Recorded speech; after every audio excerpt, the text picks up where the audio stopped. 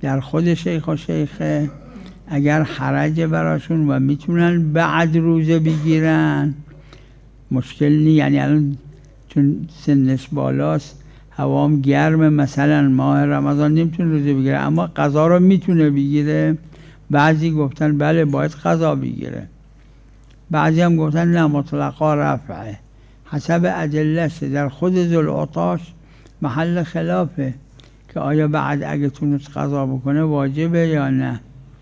خلاصه مواردش فرق میکنه. در حامل مقرب و مرضع قلیة اللبن که حتما قضا برش هست اگه بتونه، یعنی در اون 11 ماه، چون حالا حمل داره نمیتونه روزه بگیره، حالا چون ارضاع داره چه شیر میده نمیتونه، اما تو اون 11 ماه دیگه نه بچه شیر میده نه حامل، میتونه باید قضا کنه.